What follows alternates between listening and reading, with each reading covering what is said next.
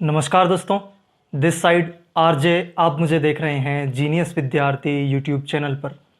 दोस्तों, आज की इस वीडियो में हम बात करने वाले हैं ग्राम विकास अधिकारी का प्रीलिम्स का रिज़ल्ट आ चुका है, जिसका हमें बेसब्री से इंतज़ार था। तो इस वीडियो में मैं ये बातें बिल्कुल नहीं करूँगा कि ये कट ऑफ रही है, इतने मार्क्स पर इसका हुआ है, इतने मार्क्स पर इसका हुआ है। लेकिन मैं कुछ एक दो चीज़ें ऐसी इंपॉर्टेंट बात करने वाला हूँ जिसको हमें पता चलता है रिजल्ट देखने के बाद में। जो एक दो चीज़ें इंपॉर्टेंट निकल करके आती हैं वो इस वीडियो में हम डिस्कस करने वाले हैं, और वो आपके लिए बहुत ज़्यादा इंपॉर्टेंट होने वाली है। तो इसलिए वीडियो लास्ट तक आप देखिएगा ज़रूर, ठीक है। तो वीडियो को स्टार्ट करते हैं। दोस्तों, सबसे पहले हम बात कर लेते हैं कि कितने कैंडिडेट्स का सिलेक्शन किया गया है।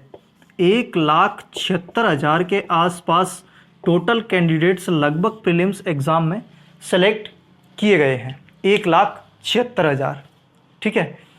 तो इतने सारे कैंडिडेट्स प्रीलिम्स एग्जाम में सेलेक्ट किए गए हैं। लगभग 10-11 लाख लोगों ने एग्जाम दिया था। 10-11 लाख में से 1.25 लाख लोगों का प्री एग्जाम में सेलेक्ट किया जाना कहीं ना कहीं मुझे थोड़ा सा अजीब सा महसूस हो रहा है, क्योंकि इसके बाद में मैंने जो कोई एग्ज़ाम देखा है जिसमें मेंस में लाखों में कैंडिडेट्स बैठते हैं, तो या तो ये वीडियो एग्ज़ाम है या फिर रेलवे का NTPC होने जा रहा है, जिसके अंदर प्रीलिम्स में 8 लाख कैंडिडेट्स को सेलेक्ट किया गया है। लेकिन उसमें कहानी अलग है। उसमें कहानी अलग इसलिए है कि वहाँ पर 1,25,00,000 लोगों ने एग्ज़ाम दिया है, जिसमें से 8 लाख लोगों को सेलेक्ट किया गया है। लेकिन यहाँ पर 10-11 लाख लोगों में से ही 1,76,000 लोगों को सेलेक्ट कर लिया गया है। कट ऑफ की बात करें तो कट ऑफ यहाँ पर रखी गई है 50+। जिस किसी के भी 50 नंबर से ऊपर आ रहे हैं वो प्री एग्जाम में क्वालिफाइड है, यानी कि मेंस एग्जाम देने के लिए क्वालिफाइड है, ठीक है। हमने एग्जाम होते ही उसी के दूसरे दिन बाद में एक वीडियो डाला था एक्सपेक्टेड कट ऑफ का, कि क्या कट ऑफ रह सकती है ग्राम विकास अधिकारी के प्रीलिम्स एग्जाम की। लेकिन आपने उस वीडियो पे जी भर के गालियां दी है। आपने इतनी गालियां दी है, इतना सुनाया है कि हमें लास्ट में उस वीडियो का कमेंट सेक्शन बंद करना पड़ गया था। मैं उस वीडियो का लिंक डिस्क्रिप्शन में दे रहा हूं, आप जाकर के जरूर देखिएगा।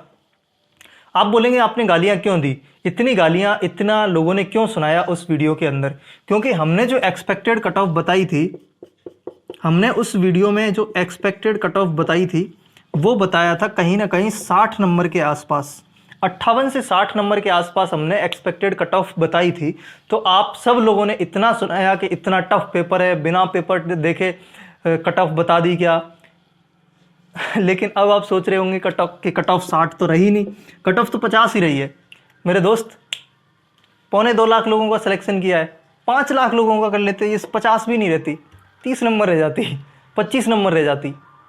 एक्चुअल में यार, जब किसी एग्ज़ाम में प्रीलिम्स एग्ज़ाम डिसाइड किया गया है कि जब उसमें 2 एग्ज़ाम करवाने हैं, प्री करवाना है, मेंस करवाना है, तो जनरली ये देखा जाता है कि जितनी नंबर ऑफ़ वैकेंसीज़ हैं उसका या तो 15 गुना कर लीजिए आप पास, या फिर 20 टाइम्स मल्टीप्लाई करके जो कैंडिडेट्स हैं उनको सेलेक्ट कर लीजिए। तो ये कहीं ना कहीं यहाँ से 70,000 से 90,000 के बीच में कैंडिडेट्स बनते, 70,000 से 90,000 के बीच में।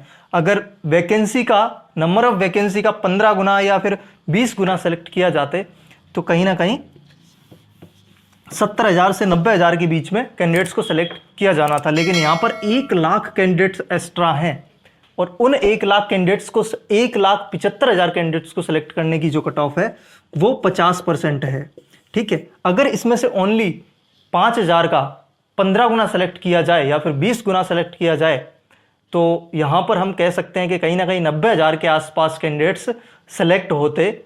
15 से बीच में 17 गुना 18 गुना कहीं ना कहीं अगर सेलेक्ट किए जाते तो कहीं ना कहीं 1 लाख भी अगर हम मान करके चलें तो 1 लाख के लिए कट ऑफ 50% नहीं रहती मेरे दोस्त।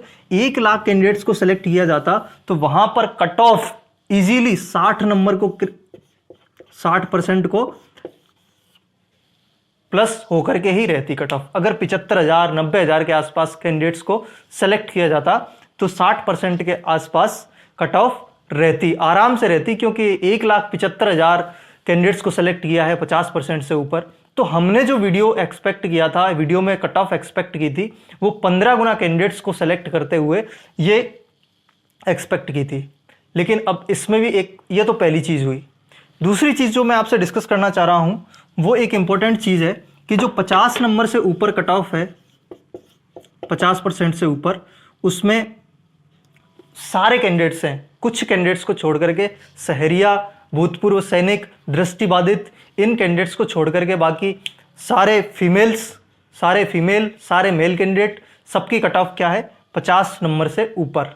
अब यहाँ पर थोड़ी सी दिक्कत, मुझे दिक्कत तो नहीं कह सकते, लेकिन थोड़ा सा मैं एक चीज़ जो चाहता हूँ वो ये कि यहाँ पर थोड़ा सा जो डिफरेंस रहता है फीमेल कैंडिडेट्स की कट ऑफ में, वो थोड़ा सा ज़्यादा रहता है डिफरेंस।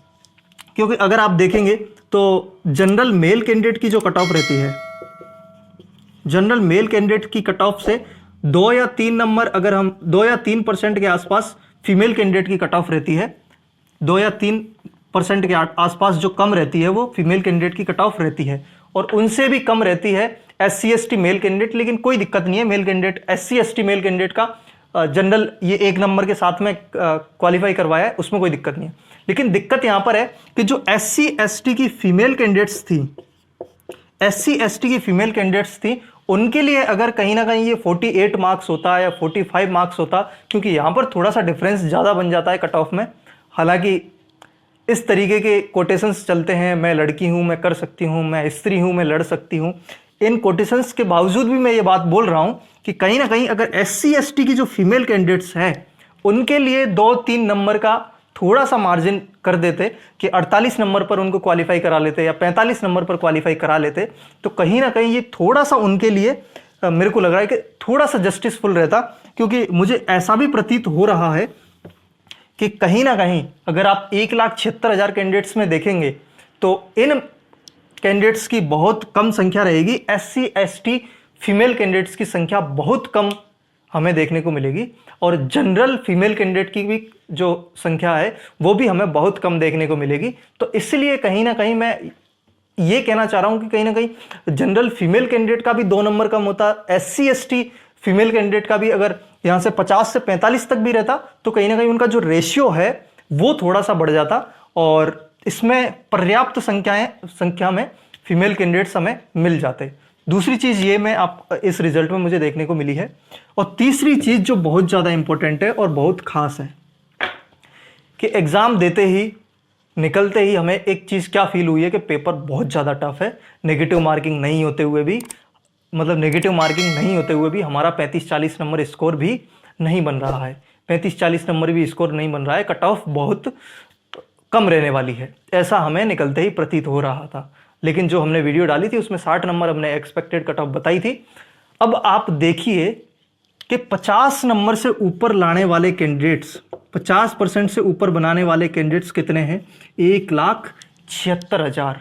तो कहीं ना कहीं मैं ये सोचने पर मजबूर हूं कि अगर इसी रिजल्ट से, इसी एग्जाम से फाइनल कट ऑफ बना दी जाए, अगर 5396 कैंडिडेट्स के लिए फाइनल कट ऑफ अगर बनानी हो इसी एग्जाम को बेस मानते हुए, तो कहीं ना कहीं आराम से ये 75% तक ये कट ऑफ रह सकती है। 75%, 80% तक भी हम कट ऑफ बोल सकते हैं, 80% तक भी कट ऑफ बोल सकते हैं कि अगर यहाँ ही से 5396 कैंडिडेट्स के लिए कट ऑफ बना दी जाए तो कहने का मतलब ये है कि पेपर कितना भी टफ आ जाए, पेपर कितना भी टफ आ जाए, ऐसे कैंडिडेट्स हैं जो कितने भी टफ पेपर को फाड़ने के लिए तैयार बैठे हैं, कितने भी टफ पेपर को फाड़ने के लिए तैयार बैठे हैं। आप देखिए कि नॉर्मलाइजेशन का इफेक्ट इतना ज़्यादा नहीं हुआ है। एक शिफ्ट में हमें देखने को मिला है कि 3 नंबर के आसपास थोड़े से डाउन हुए हैं सेकंड शिफ्ट में, लेकिन मैटर इस बात का है कि 50 नंबर से ऊपर लाने वाले कैंडिडेट्स 1,76,000 कैंडिडेट्स अवेलेबल